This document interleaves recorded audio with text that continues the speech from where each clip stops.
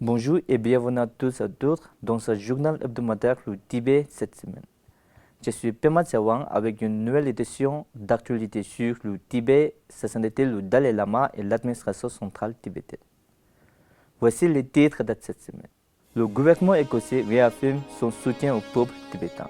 Les dirigeants de l'administration centrale tibétaine arrivent à Tokyo pour la 9e convention mondiale des parlementaires sur le Tibet.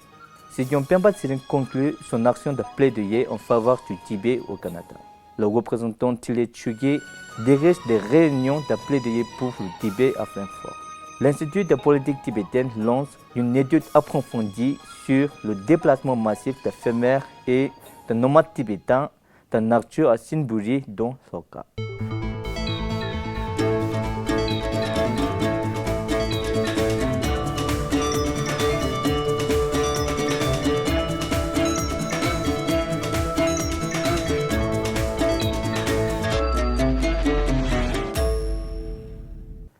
Le gouvernement écossais a réaffirmé son soutien à la liberté religieuse et aux droits de l'homme pour le peuple tibétain, en particulier sur la question de la réincarnation de sa sainteté le 14e Dalai Lama.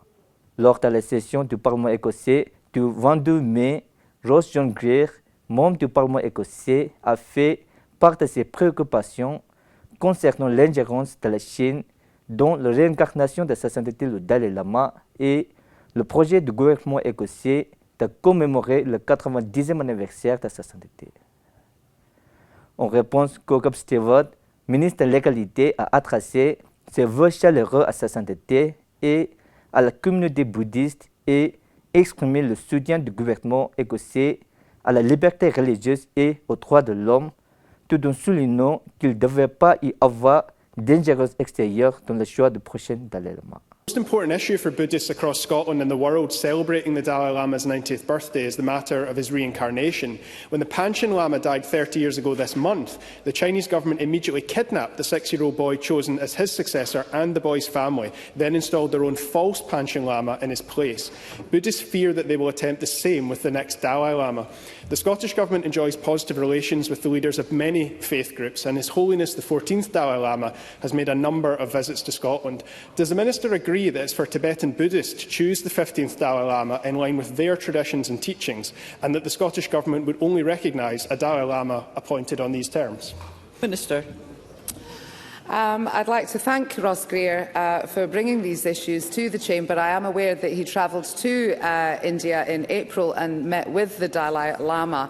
The Scottish Government supports the principles of religious freedom and human rights. It believes that the Tibetan Buddhist community should have the right to choose the next Dalai Lama without external interference. Les dirigeants de l'administration centrale tibétaine sont arrivés à Tokyo avant la 9e convention mondiale des parlementaires sur le Tibet, marquant ainsi une étape importante dans l'engagement international sur la question tibétaine. La délégation comprend le président du Parlement tibétain en exil, Khenpo Sonam Tempe, Xi Jinping et la vice-présidente Joma Tsering Tekan, accompagnés par le représentant du bureau de liaison de sa sainteté le Dalai Lama pour le Japon et l'Asie de l'Est. L'un des premiers engagements officiels de la délégation a été une réunion de haut niveau avec le groupe de soutien parlementaire japonais pour le Tibet dans le bâtiment de la Diète nationale. La réunion était présidée par Eriko Yamatani et animée par le secrétaire général Hiroshi Yamata en présence de Yoshihiko Sakurai, président de l'Institut japonais des fondamentaux nationaux. Au cours de la réunion, Xi Jinping a souligné l'aggravation de la situation des droits de l'homme au Tibet sous le régime du Parti communiste chinois et exhorté les dirigeants mondiaux à s'abstenir d'utiliser le terme Xinjiang en référence au Tibet. Il a également souligné l'importance de la reconnaissance internationale des 4 engagements principaux de sa sainteté le Dalai Lama et a appelé les législateurs à adopter des résolutions honorant la vie et l'héritage de sa sainteté à l'occasion de son 90e anniversaire. And they're forcing their allies to use the word Xizang. It's not just changing a name and also the historical background behind the name Tibet or Pe in Tibetan. From the Chinese government perspective, Xizang means only Tibet Autonomous Region, which is about half of Tibet. So I urge politicians here and also the media not to use the word Xizang. Chinese government from the beginning of this century have been hoping for this Dalai Lama to die. And His Holiness always has a very amiable way of responding to these difficult questions. His Holiness says if Chinese government is really serious about reincarnation, they should study Tibetan Buddhism first and believe in the concept of life after death. So this July, we are holding a conference of all the Tibetan Buddhist leaders in Dharamsala for 3 days. His Holiness will meet with all of them, and most probably he will issue a statement during those times.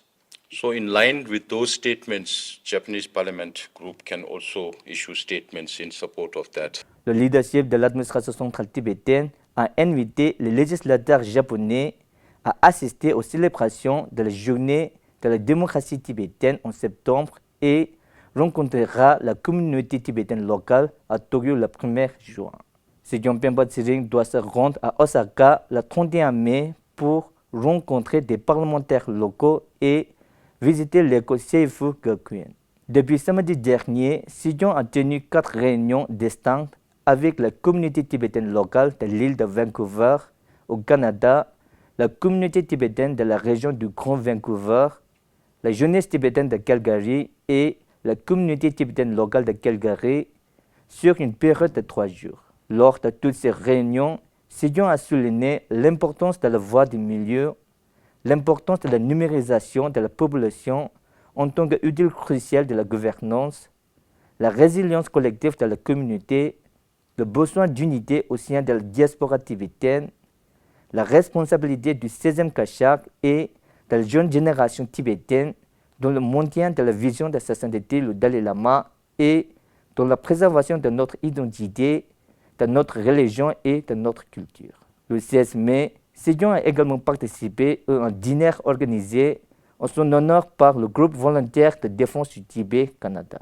Avec plus de 300 participants, l'événement a établi une nouvelle référence pour l'engagement civique des jeunes au sein de la diaspora tibétaine. Sejong Pemba Tsering de l'administration centrale tibétaine conclut ainsi sa tournée officielle en Amérique du Nord. Sejong a rencontré 21 représentants de la Chambre des représentants et sénateurs, des fonctionnaires du département d'État américain, 4 membres du Parlement canadien, des dirigeants politiques officiels, des experts et des communautés tibétaines locales, dont 9 lieux différents aux États-Unis et au Canada.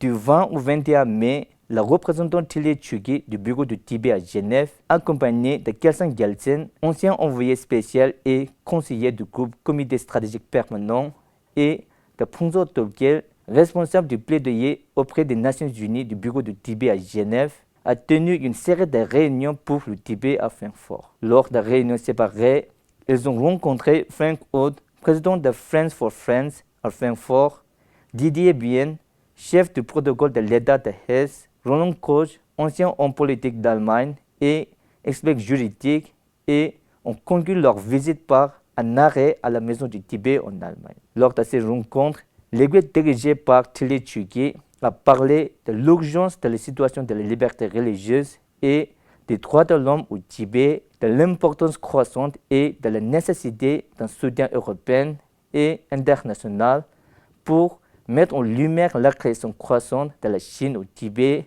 et de la célébration prochaine du 90e anniversaire de sa sainteté le Dalai Lama dans le monde entier. À la maison du Tibet en Allemagne, ils ont discuté de la promotion de la culture et de la religion tibétaine et ont visité une exposition de photos de sa sainteté le Dalai Lama. Le 28 mai, l'Institut de politique tibétaine, affilié au département de l'information et des relations internationales de l'administration centrale tibétaine, a lancé une étude approfondie sur la relocalisation massive de fermiers et de nomades tibétains dans 3 districts de la préfecture de Nakchu vers le village de Sinburi dans le comté de Gongkar local.